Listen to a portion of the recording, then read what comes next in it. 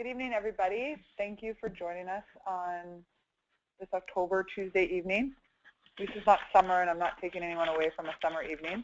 My name is Cara Moroney. I'm the Director of Professional Conduct at the college. And with me is Ryan Pastana, Communications Analyst, who helps moderate these sessions. And with us on the phone as well is Jonathan Dubberley, who is a registered kinesiologist working at Hamilton Health Sciences in cardiac rehab, and he is as a registered kinesiologist, and he is also a member of council for the since proclamation in April 2013. And prior to that, Jonathan, I think you were on the examination committee as well. So he's had a long history working with the college, and he'll be here to provide some real life good, bad, and ugly examples of professionalism as they pertain to the standards.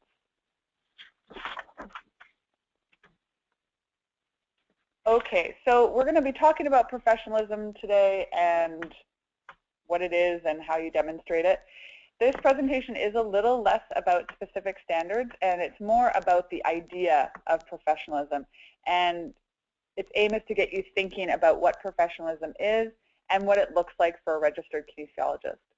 As I mentioned just briefly, that this presentation is a little less content heavy, but that doesn't mean it's not a very important topic. Professionalism is a lot about fostering an attitude in oneself, and when you have an attitude of professionalism, this will naturally play out in the way that you demonstrate each standard of practice. So there are lots of courses that you can take and techniques that you can learn, exercises that you can utilize on increasing your professionalism. But again, it is very much an attitude. It involves a great deal of insight and an ability to look at ourselves as others might look at us. So it's not about what do we think of ourselves. It's being able to look at ourselves objectively from the perspective of others. So asking yourself, how would someone else view my behavior? What would a patient client think if I said something or did something? Or asking what my employer or my colleagues would think. Part of asking that, part of going through that exercise is also putting yourself in other people's shoes.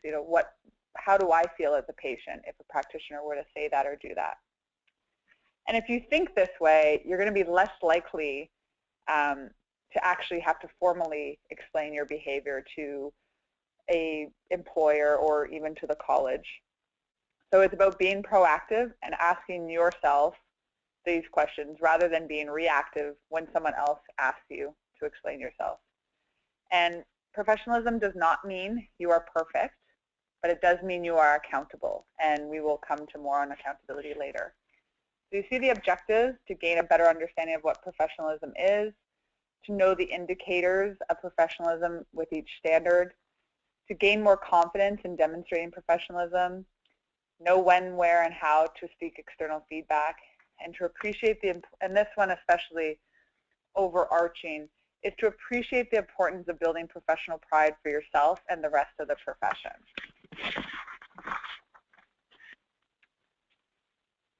So this presentation will have a lot of pictures because pictures speak 1,000 words, and I think this one does show us a lot.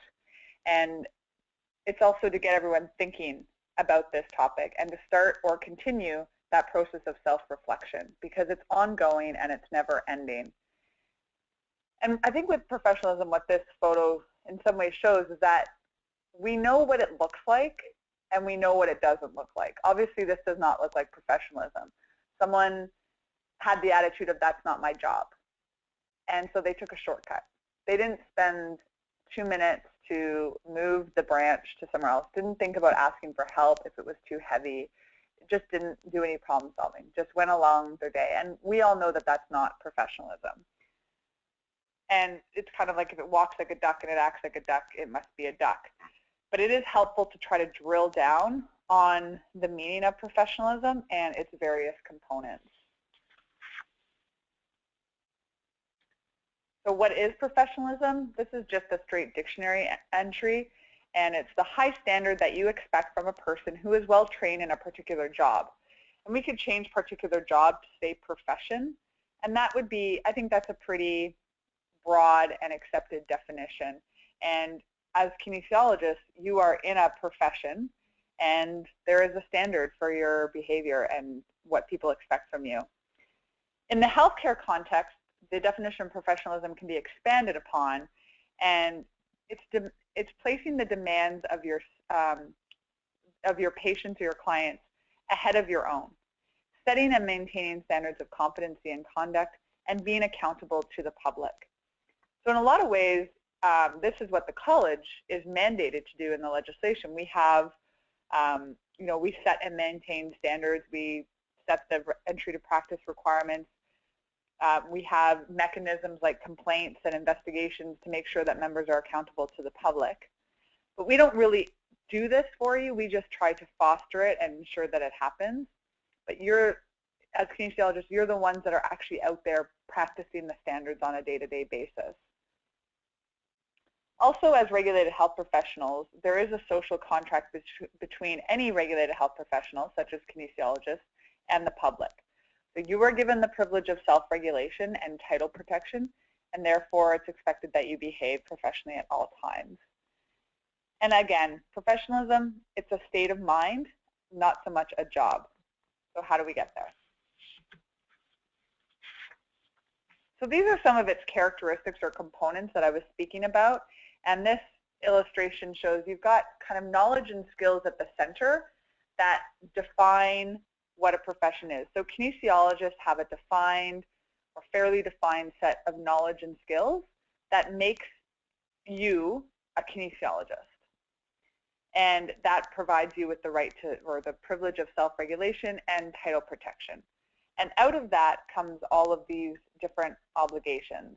And again, even these can be, well, what do these actually look like? But it's at least helpful that it does drill down a little bit more. So you've got the concern for the welfare of patients, which is, best interest, responsibility, accountability, scholarship and commitment to learning. A lot of that in the college you see through the quality assurance program, where it's mandated that you do certain activities to show that you're continuing your competence or enhancing your competency.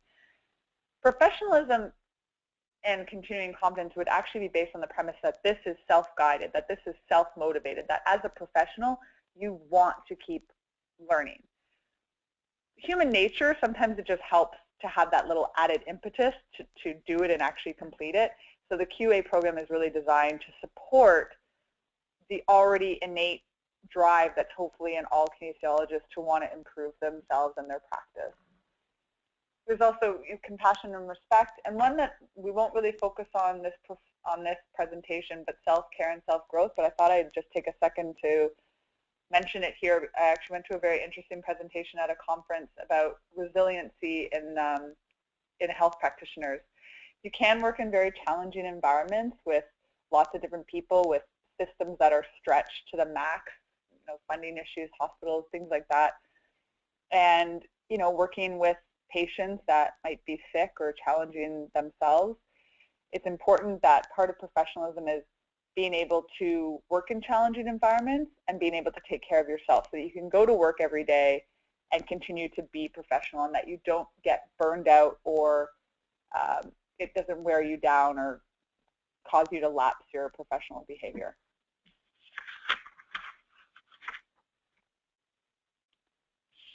Okay, so where to start? So it can be a little bit hard to identify exactly what professional practice and conduct looks like. You may know that you have to be courteous and respectful, but can we get more specific than that? So start by knowing the standards. If you don't have any clue about the standards or what they are or what the principles are behind them, you'll kind of end up looking like this guy. So that's your starting point. Because knowing the standards and the expectations in them will give you confidence, and confidence will build your professional esteem. And it can guide you when you're not sure of what to do in a given situation. You don't have to know what you're going to do all the time at every second ahead of time. But you have to be able to know how to stop and pause and think about what standards are at play here before you make any decisions. So just ask a couple of questions in this slide, and as you're reading through this slide, I just want you, take a moment and think about these questions and how well can you answer them. Because this is part of self-reflection that we're trying to instill. So the college has 13 practice standards. How many of them can you name off the top of your head? I'm not expecting everyone to know possibly that we have an infection control standard, because that doesn't necessarily apply to a ton of people's practice. But standards such as professional boundaries, record keeping, consent, I would really want to think that most kinesiologists know that they have those standards. Among professions, different professions have different standards, but there are some that are fairly consistent. I think every college has a record keeping standard, and every college has something on professional boundaries. So it's just important to have an idea of what they are. Do you know where you can access these standards? That might be a very basic question, but you have to know where to find your resources. So if you're stuck, you know how to figure yourself out of a situation. How well do you know the content in these standards? If you were asked to describe one, you don't have to rhyme it off, but you're just asked to describe one. Every standard has a standard statement or a brief description of what the standard's objective is. Would you be able to paraphrase that? What is the aim of the consent standard, for example? So again, if these are things you maybe don't know, it'll be harder for you to exemplify them in your practice. Are you aware of the practice guidelines that the college has? Have you reviewed the essential competencies document put out by the Quality Assurance Committee? This document is incredible, and do you know how the document is organized? It's a very lengthy document and very detailed, but it's incredibly helpful.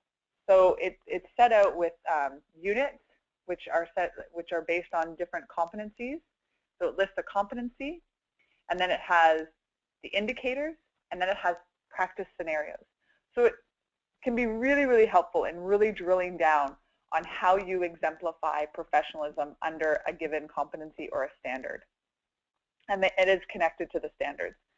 So don't just wait until you're randomly selected for a peer and practice assessment. It's an excellent reference guide to use in your everyday practice, and you can print it out and have it with you. Also know who you can ask, your colleagues, your employers, and call the college. We're always open to hearing from members. We'd rather help you, guide you through understanding a standard before anything goes wrong than to have to be doing an investigation after something has gone wrong. And it's okay not to know, but what you do need to know is how to access those resources and understand the types of questions you have to ask and understand the principles that are behind each standard. Because keeping good records and obtaining valid consent and maintaining professional boundaries, that's all going to mean that you're being a professional and you're exemplifying professionalism. So now we're going to go into some of the specific standards, and this is where I'm going to call on Jonathan to provide some real-life examples from practice. I have many, but probably better coming from him. Thanks, and I'm just going to run through. Oh, sorry. So. Oh no, go ahead. Sorry. So we'll start with advertising, and again, for each standard, the main thing for you to know is you may not know all the different requirements and ins and outs, but if you know the principle, that will really, really help you. So the first one is advertising, and the principles here are accurate and truthful and informative and not persuasive. Now, Jonathan, I don't know if you have any examples for this one, so I would go ahead with this one unless you do have one. Yeah, I'll let you go ahead. I've spent my entire career in a public hospital, so advertising is something we don't really, we're not in the business of. So I can come up with some examples I've heard, but you go right ahead. Okay. So advertising, you have to think about advertising not in the traditional format of print media or commercials, but anything. So even a business card is a form of advertising. And I encourage you to think about all the business cards that you've seen in your day. And you know the ones that are great, and you know the ones that are not so great. And there is a way to make your business card stand out in a sophisticated, stylish way without being overly flashy or self-congratulatory, etc. And it's important in advertising in healthcare is very different from advertising in the business world, because you can be informative, but you can't be persuasive. Because your goal is not to oversell healthcare services. Your goal is to meet the patient's best interest and provide services that are relevant and appropriate to the goals that they've identified. So if someone comes into a fitness center and says, I want to train for a marathon over the next 2 months, you're not going to sell them a year's worth of packaging. So your advertising has to be informative. Also, remember that social media is a form of advertising. And even if you're not directly using one of your social media pages to advertise your business, you might be advertising yourself as a kinesiologist. So it's very important to come across as very professional. So for instance, LinkedIn. It's not an advertising website per se, but it's professional networking. And that is where you might be making a first impression on a potential employer. And something as simple as your profile picture, again, is going to speak 1,000 words. And there are some very non-professional profile pictures out there. Generally, the guideline, it shouldn't be your Facebook profile picture of you on your birthday with a group of friends with a glass of wine.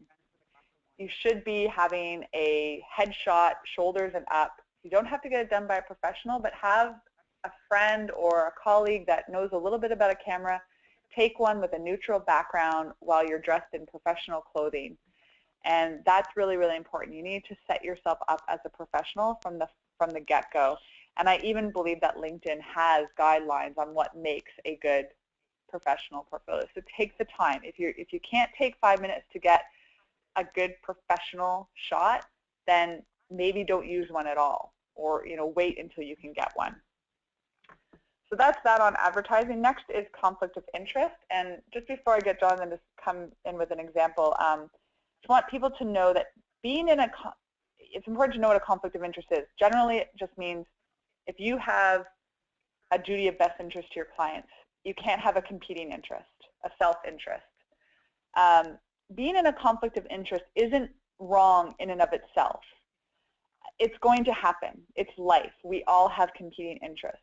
What is wrong is if you don't disclose it and you allow it to operate while you continue on with whatever behavior is now in a conflict of interest. So you may not know, you may not be sure if you're in a conflict of interest, but the important thing is if you have a sense that you may be, talk about it with colleagues, your boss, call the college, and because it is judged from the outside in, so better to have that outside opinion on whether or not you are in a conflict of interest.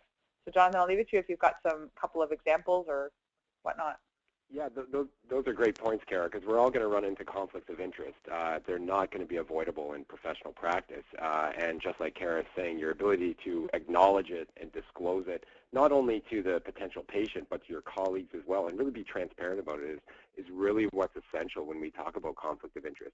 We can always look at the typical very bad example and the obvious example of enlisting services of a client. So, for example, you're redoing your basement and you have a client who's an electrician and it sounds perfect, but there's clear conflict of interest. There's clear motivation why a kinesiologist would gain in that circumstance, and it really erodes the provider-patient relationship. But when we look beyond that, we can look at, for example, treating family members, even distant relatives as a family member. There's two issues that can really arise when we run into that. There's actually more than two issues, but two issues that I'll key on is that, for one, gives the perception of favoritism that this individual may be getting a cut rate on their health care, that they may be getting access to greater quality of service, and they may be getting put to the front of the line. But the flip side of that is that your family member's care could definitely be compromised. It may limit their access to service if you're seeing them. They may be less willing to see other individuals if you work in a multidiscipline clinic. So I work in a large clinic in a large cardiac rehab center with multiple disciplines, and we have run into the case where family members are referred to the clinic, not always direct family members, but it could be a cousin or a second cousin. So we are very open and transparent about this. We speak to colleagues. We're the only clinic in the area that offers this, so the family member is going to come. but we're very transparent about who this is. We're not involved in their case. This way, the individual has the opportunity to have the full cardiac rehab experience. And I would imagine that if we all thought that one of our family members was looking at the chart, if we were coming in to see the social worker to discuss any issues about anxiety or depression, we may have second thoughts about that. So it's really about putting the patient first, just like Cara was saying earlier. When we look at conflicts of interest, is where is the patient best served? Is the best advice I could give in that. Okay, great, thank you. So what is how you exemplify professionalism when it comes to being in a potential conflict of interest is the honesty and transparency in discussing it. It's okay, everybody has family members, of course, and they may walk into your clinic. So be prepared in how you're going to deal with that. And don't be embarrassed if you have a competing interest. You just need to disclose it. Just a reminder for everyone, I may have forgotten to say it at the beginning. You can email or you can type in your questions at any point. If we have a chance to answer them, we will. And if we have any questions that we can't get to, we always produce some type of practice resource after the webinar, whether it be a FAQ or a practice scenario, and you're always free to email myself as well. So the next standard is consent, and this is a huge issue that we find that a lot of practitioners glide over, and it really is about client choice and providing them with all the information so that they can make the decision themselves, regardless of whether you agree or disagree with it. So again, I'm going to hand it over to John for some examples of maybe good. Thanks, Cara. Having a formal consent policy or procedure in your practice is essential. You know, as healthcare professionals, we need to be obtaining consent from our clients. We need to be reviewing the benefits, risks, the alternatives, and really having that discussion. And we also have to recognize that a lot of kinesiologists work in non-traditional healthcare settings where obtaining consent, you know, on a gym floor, for example, may not be the norm. However, you know, this is a relationship with a healthcare professional that this individual is entering into. So we really need to be going down this path and making sure that patients are understanding exactly the type of care that they're receiving. So to give you an idea, I can give you, you know, a couple examples of things that I've seen. You know, a bad example of obtaining consent that I'm sure those who have been in practice for a while may have seen. They may not have done it, but maybe they saw it from one of their colleagues, for example. But a patient with a language barrier comes in, you review consent with them, they sign the consent form without reading it, and it's accepted without any discussion from the kinesiologist. Well, we can all see what's wrong there. We need to engage our patients in conversations about consent, the benefits and risks, especially when there may be some question about their ability to understand. We need to be asking open-ended questions so that we can probe patients on do they really understand the type of therapy that they're getting involved in? Do they understand any alternatives that may out there, any risk to themselves in participating in this? So that would be one example that I've seen, and I'm sure other people on the phone who've been practicing for a while may have seen that as well. I can speak from my own experience recently that I've seen a good example of somebody going above and beyond to obtain consent, where we had a patient in our clinic with a significant learning disability who was also living in an assistive care environment, and they came to the clinic with their caseworker. And it was clear that the patient didn't have capacity to consent to any type of treatment, and we were consenting him into cardiac rehab and reviewing the benefits and risks. And even during the consent process, he got up and walked out of the room a couple times. So he wasn't really engaged in the conversation. It was clear he couldn't consent. But there was pressure from the healthcare aide that, oh yeah, he's consented. Everybody knows he's here. Everybody knows what's going on. You know, it's okay that he does this. So we went to determine who his substitute decision maker was, and it turned out to be his sister, who wasn't there and was unavailable over the phone. So we actually, you know, apologized and canceled the appointment for him until we could get his sister, contact his sister. It turned out that his sister was very much in agreement, but had no idea that he was even involved in our services. In the end, she wanted him there, but had no clue that this was happening. So this was, you know, a good result for us. So we were able to get a good sense of what the patient of what the patient's goals, at least his family, you know, a substitute decision maker's goals were for him, and that we were keeping in line with that. Great, that's a great example, John. And really, consent is a very important topic. We do have a webinar on this, so those on the phone, if they haven't watched this, it's still available on our YouTube channel. And with the capacity issue too, it's really important to have an understanding of the substitute decision maker hierarchy, and I think what's really interesting about the example that Jonathan gave is that they didn't assume that it was the caseworker or that it was the person that walks in the door with the person. It's really important to get that information before proceeding. So that's great.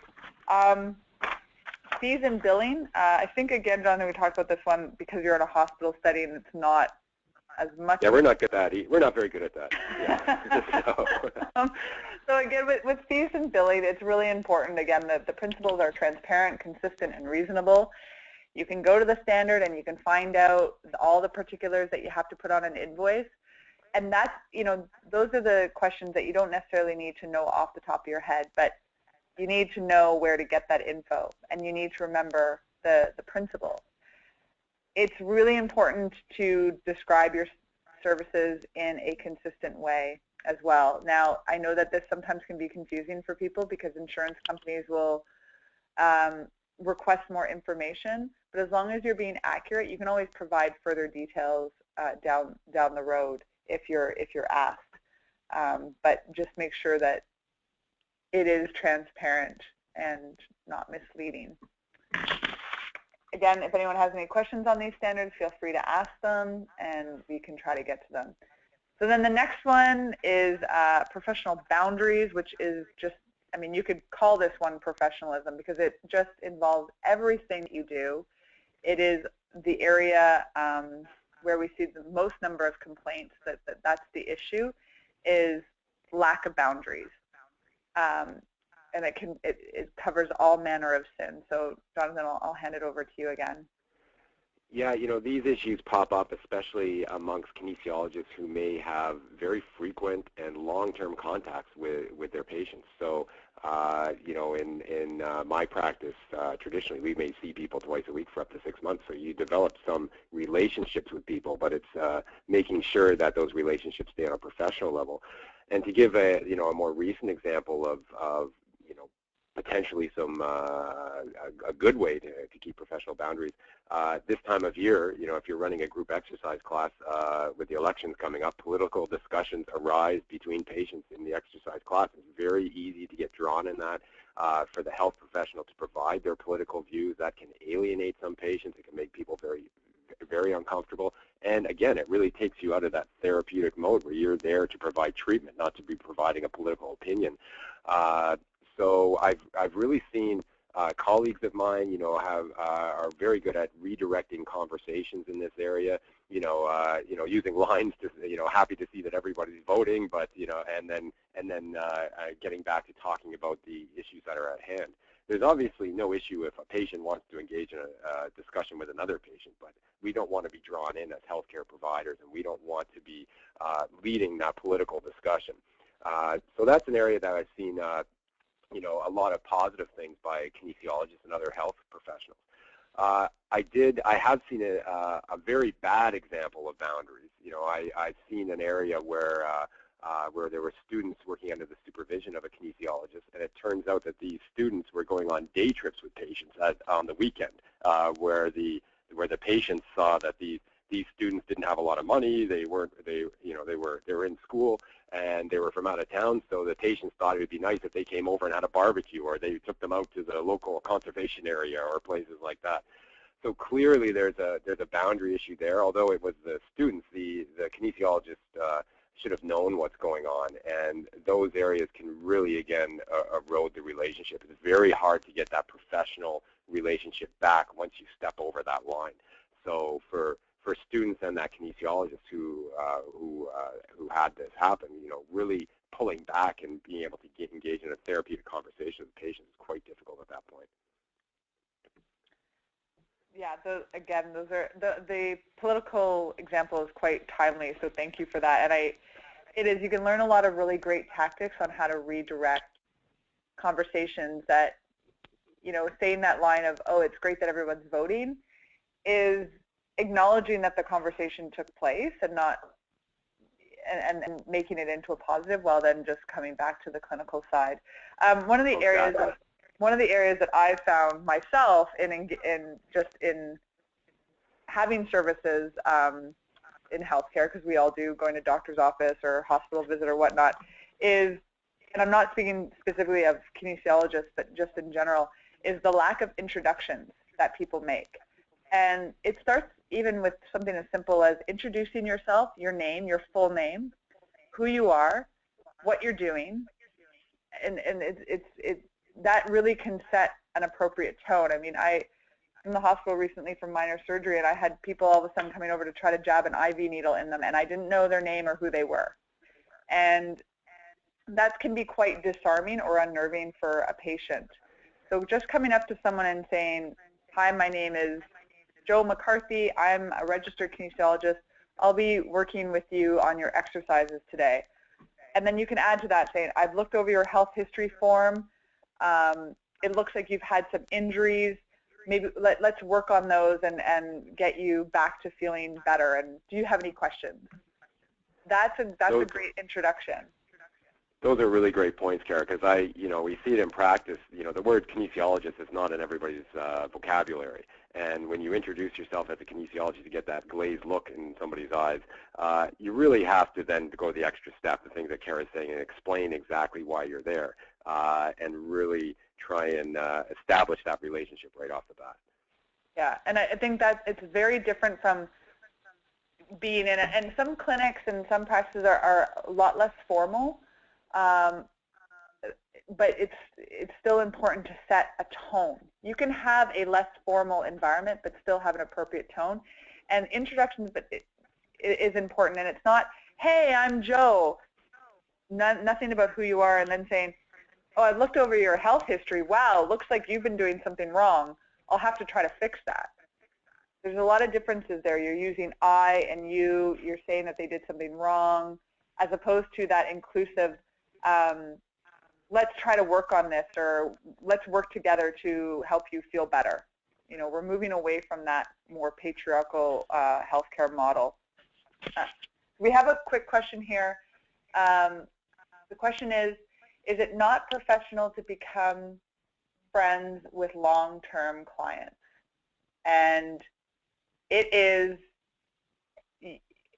It may very well be, I won't say absolutely, but it may very well be a breach of professional boundaries to become friends with clients, because then you can't maintain your objectivity about their care.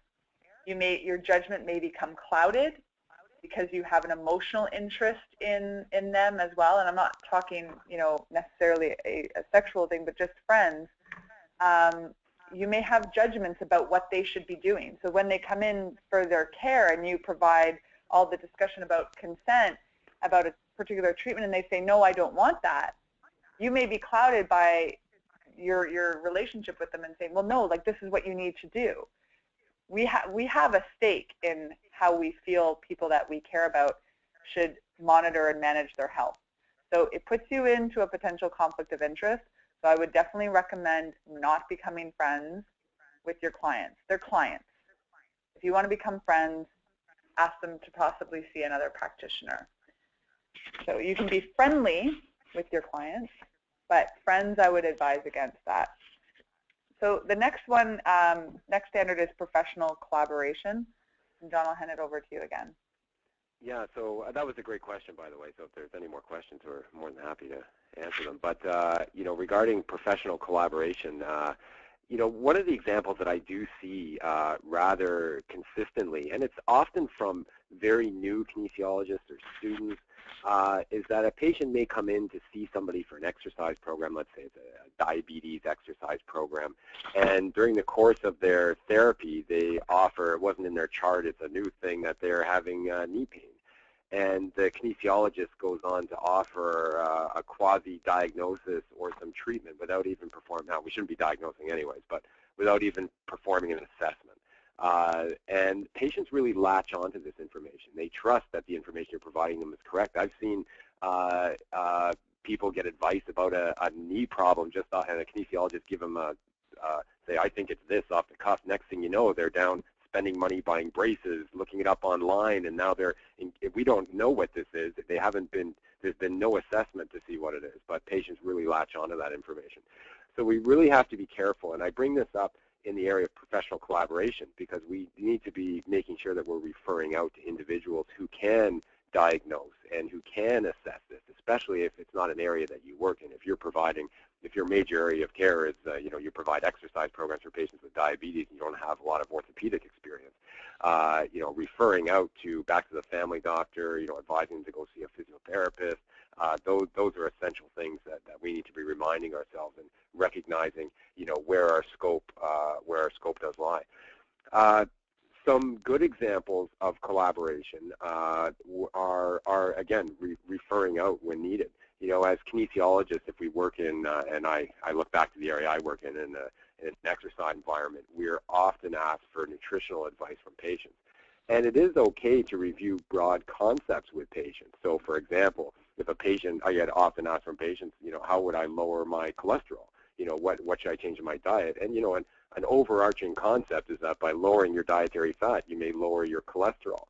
But we stop short of giving full dietary guidelines or dietary programs to patients with chronic diseases. That will fall outside of the scope of a kinesiologist to do it. We need to be referring on to a registered dietitian. Now, in my line of work, that's very easy. They're just down the hall. But we need to understand that although we have knowledge of nutrition and that we have knowledge of sports nutrition for a lot of people, that when we're dealing with individuals, such as individuals with chronic diseases who may be much more complicated, this may fall outside of our scope.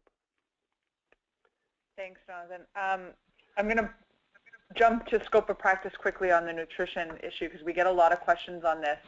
And I think those examples under professional collaboration will cover scope of practice as well. But it's a lot of people ask the question, if you have additional training certificates, I know there's lots of different certificates in nutrition. If you want to provide a client with a more in-depth nutrition education, diet planning, whatnot, you must obtain consent, and you should be telling them that you are now acting outside of the scope of traditional kinesiology, but these are your additional credentials, and have them consent to that, or say that you can refer them on to someone else if they prefer. It's important that they know, and that you still will be accountable for the care that you provide, whether it's under the scope or not. It's just important that you make that divide. And we recommend, again, providing any kind of nutritional advice to anyone with complex or severe diseases or disorders such as diabetes. That really should be to someone who is exclusively trained as a nutritionist, if not a registered dietitian for sure. So now we'll and I was just going to interject, sorry, as Cara's going, and some of you maybe on the phone, with somebody like diabetes, as a kinesiologist, you may get into a conversation, say that when you exercise, it may affect your blood sugars and you may have to supplement, but we're talking, real dietary plans with people and really getting at the root of their, at changing their diet. Exactly. So it's recognizing your personal limits is exemplifying professionalism. Now, the last one we'll talk about, having kind of covered scope of practice, is record keeping.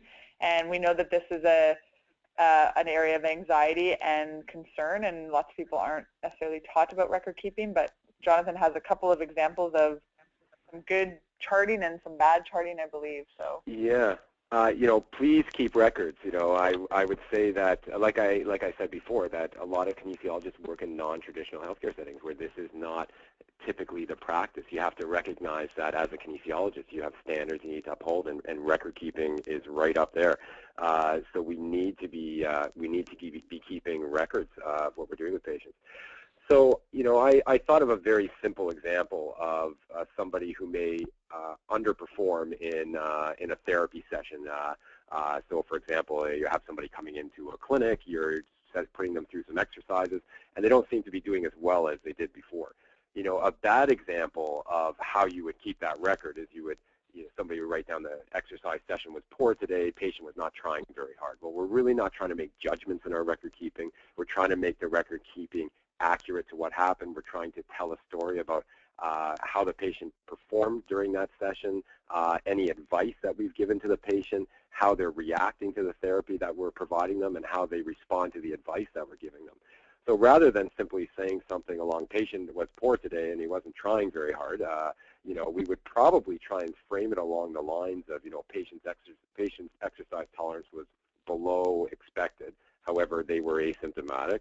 Upon discussion with the patient, he explained he was rushing to the appointment and did not eat today, and that we reviewed, the pre-exercise nutrition and go from there. So you really want to have your charting reflect the ins and outs of the appointment, because if somebody were to look back on this and they would look at your charting, one says, yeah, the patient didn't try hard. The other one says the patient showed up, did the work, they were rushing into the appointment, they didn't eat.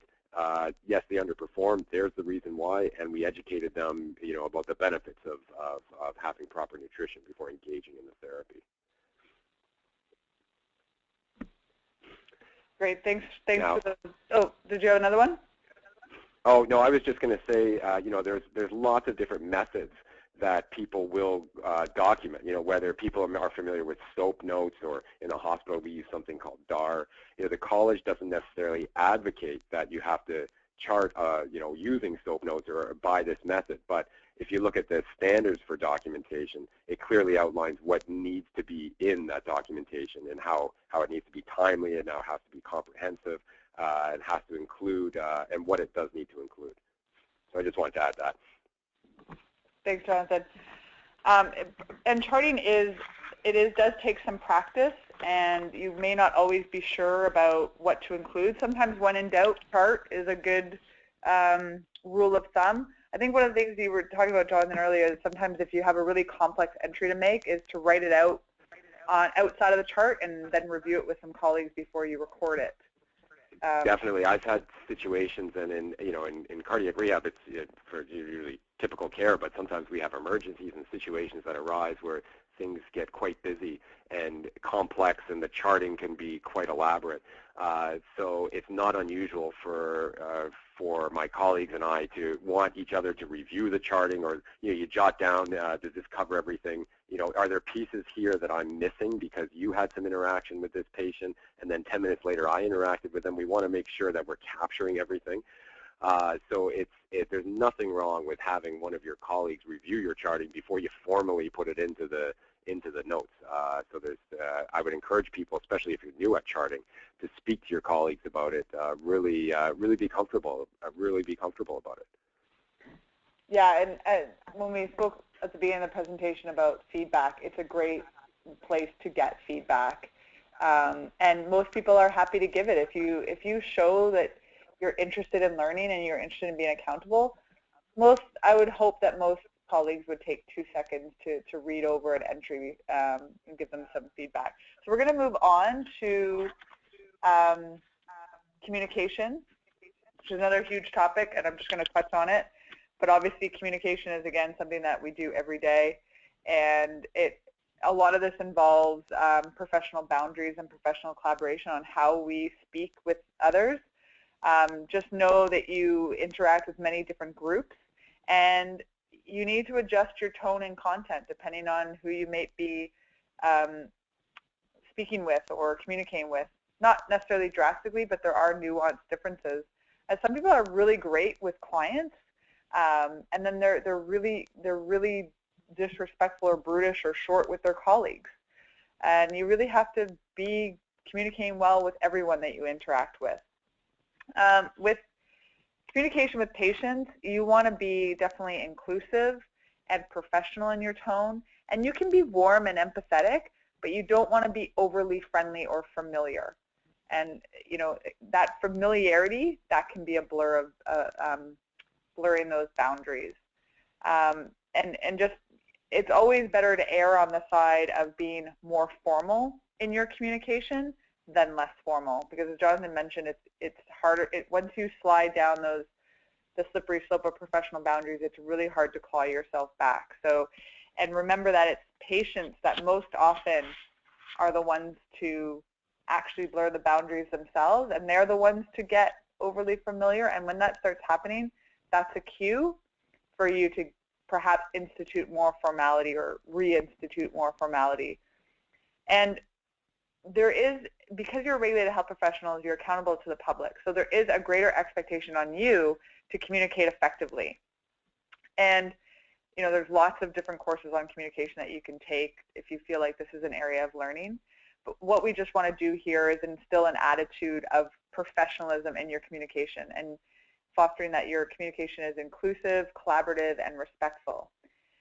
And it's always a good way to think about communication in terms of publication.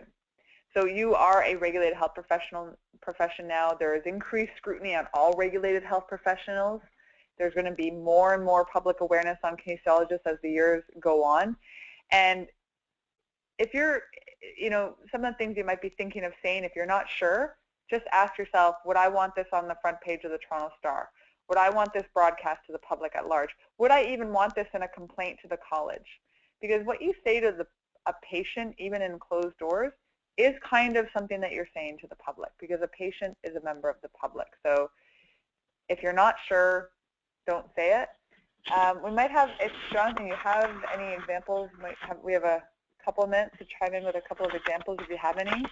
Or we can. Yeah, I was kind of racking my brain as you're talking there to see any examples of good and poor communication. I think really spending time with clients, really understanding their needs, really being open, a lot of things that we've talked about already, really being open about what you're providing. It starts with, you know, if you're following the standards and you're getting consent, you're disclosing conflicts of interest, you're collaborating, all those things enhance communication. And that's, I know that's why you put it there, Cara. So if we're really following those standards, that will really be the path to really ensure that we're communicating well. Exactly, and it's not an easy thing, and we all can have lapses in our communication. But if we have an overarching attitude of professional communication, we're less likely to make more frequent mistakes or worse mistakes. And like I said, we do all have our bad days, but we need to try to minimize that.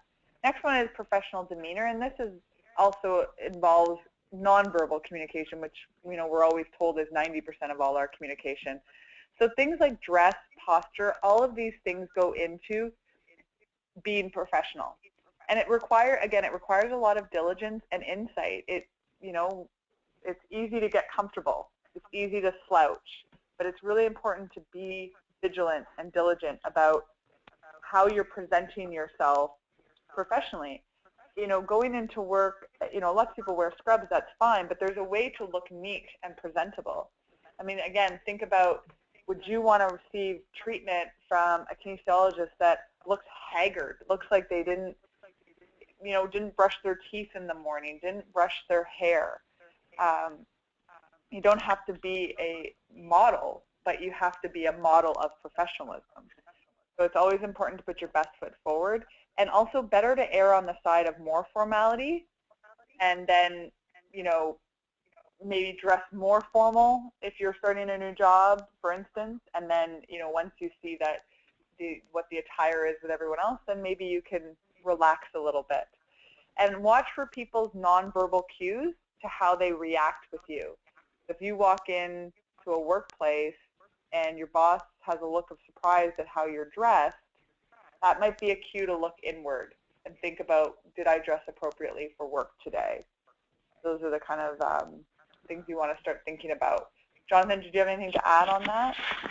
Well, we can take the stereotypical story of maybe a kinesiologist who works in a personal training or gym type setting who is jumping off the treadmill, eating a protein bar, or the gym I go to, they seem to, they're not kinesiologists as far as I know, but a lot of them walk around eating peanut butter out of the container, so, while they're walking around the gym floor. So you don't expect that from a healthcare professional, and you definitely shouldn't expect that from a kinesiologist. Even though some of us in the profession may see somebody, if we came in and we're trying to get fit and we're trying to improve our health, and the kinesiologist just jumped off the treadmill, and we may see that as him or her modeling the type of thing that we would like to do, that can be off-putting to people, as much as some people may say, hey, that's great, this is the guy that I would like to see, and I really trust this guy. The other half of people may say, this is really off-putting to me, and I don't feel comfortable because he's going to want me to do the things he just did. So I think, as Cara was saying, keeping that professional demeanor, how you present to patients, how not only how you introduce yourself, but keeping the dress appropriate for the work environment. Yeah, I think when a client goes to see a regulated health professional, they're looking at them as someone who's going to help them, who's going to give them good advice, who's going to help them get better. And that relates to a little bit of that inherent power balance in the therapeutic client relationship, and that you have that, you own the power in the relationship, so you need to be responsible with it. So you need to show a respectful a demeanor, and recognize that, and not have the peanut butter jar in your hand, and really show that you've prepared for the appointment. So the next slide is accountability. And if you've all seen Anchorman, I'm sure you can hear the voice there. It is kind of a big deal. It's, as I said earlier, professionalism does not mean you're perfect, but you are expected to be accountable. And accountability creates leadership, not necessarily liability. We know mistakes can happen, but when you're accountable for the mistakes, that's when learning takes place. And when you're learning, you're growing, and you're actually becoming a better practitioner. The other part of accountability isn't just around mistakes, but being accountable for your goals. So if you're going to make goals for yourself, make them known, because it's harder to be accountable if no one else knows. So, and this is also a way that you can garner external feedback. So ask for performance reviews. Ask for feedback from colleagues, employers. At the college, we do have the annual self-assessment where you're supposed to have your learning goals. We don't look at that. It is confidential. But feel free to share it with a colleague, because someone else might hold you to that more than you might yourself. I would also just caution, though, against looking for feedback from your patients. It's not their job to validate your practice. So ask your employers, your colleagues. Those are the better people to ask. Also, being accountable for yourself fosters accountability in others. And as kinesiologists, as part of a profession, you do have a role in promoting accountability among your other peers. So if you do see others making mistakes, acting inappropriately, demonstrating lax habits, don't be afraid to speak up. It's very difficult. I know that, and we can have a whole seminar on how to have difficult conversations, I'm sure. But you are accountable for the profession's esteem as a whole. So try to support and foster one another. And also do remember, though, that you do have some mandatory reports. So in some situations, you're going to have to speak up, because that is also about being accountable. So we're running out of time. I'm just going to run through some slides, the last couple of slides. So the next one is conduct and becoming. And we're not making any political statements here with this slide. It's just what I found when I saw it to be a very useful illustration of the point that I was trying to make, that once you're part of a group that has a label or a title, anyone else who is a part of that group will reflect on you and everyone else in it. So it may not be good enough to say, oh, well, they're not like us, because the public's going to come back and say, well, then why are they a kinesiologist? So this is where self-governing is so important. And as a regulator, we can only capture generally the worst behaviors. But those subtle behaviors, the level of professionalism, that's harder. And that's up to the profession. So you have to regulate yourself as an individual, and you also have to regulate yourselves as a profession. And if you do this well, you will still have the bad apples, but you'll be able to distance yourself from them more because you have a lot of good apples as examples, and you'll be better able to maintain your public confidence when those situations arise. The conduct unbecoming, that is a part of the professional misconduct regulation, and it says specifically that professional misconduct, it is professional misconduct if you are, quote, engaging in conduct that would reasonably be regarded by members as conduct unbecoming a member of the profession. So this is your clause. We call it a basket clause because it kind of covers a whole slew of behaviors that may or may not be attached to a particular standard. It may also capture conduct that is totally outside of practice, such as being found guilty of a criminal offense.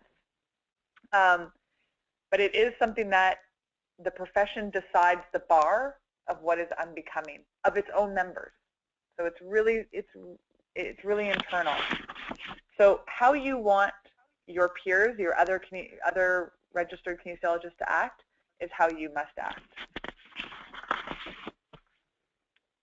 And then to end on a very positive note, and I think Dr. Seuss is always a great positive note to end on, is this little rhyme. If you have brains in your head, you have feet in your shoes, you can steer yourself in any direction you choose. The direction we want to choose here is professionalism. So you need to build professional esteem and pride amongst the whole profession. As a kinesiologist, you are no longer acting alone, even if you're in a solo practitioner, because you're part of something bigger. You're part of a profession. And what you do reflects on other kins, and what other kins reflect on you. And you're really, as a profession, as kinesiologists, you really have a rare opportunity because you're a newly regulated profession. And you get to decide how you will be viewed by the public as you gain more recognition. For a lot of other professions, they already have their image set, and some professions don't have the most positive image, some do, but you have the chance to shape this image because you don't have a long history of being a regulated health profession. And the other point, too, is that kinesiology is a broad scope of practice, so there's lots of kinesiologists working in very diverse areas. But so it's a broad umbrella. But what can unify you is your reputation as a safe, ethical, and professional practitioners. So that no matter who the public is seeing or whoever your colleagues, whatever colleagues you're working with, they can feel confident that no matter which kinesiologist they're getting a high standard. So colleges, as a college, we set minimum standards, but it's up to the profession to decide, you have the ability to make those standards higher amongst yourselves. So that's just my final note, and if Jonathan has anything to add on this, he's been regulated since the get-go and part of the college. Do you have any final thoughts? That was extremely well said, Cara. Sorry, that was extremely well said.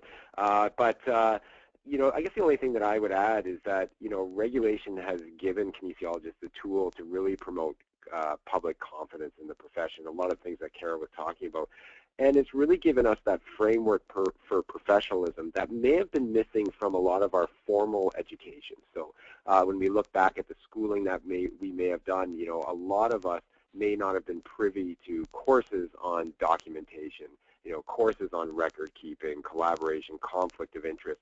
These things never would have come up. So the college is really filling that void, and doing that is really enhancing, public protection, and in the long run, as Cara was saying, should be essential at promoting the profession as a profession that is that potential patients see as a reliable and trustworthy profession. Yeah, thank you, Jonathan. Those were excellent points as well. So we're at 8:04 and we started at 7:05. So we didn't have any further questions, which is great because we wouldn't have time to answer them. But I know this wasn't, again, so content heavy, and sometimes it's something to think about. So if you have questions afterwards, my contact details are up there. My contact details are on the website. Feel free to ask.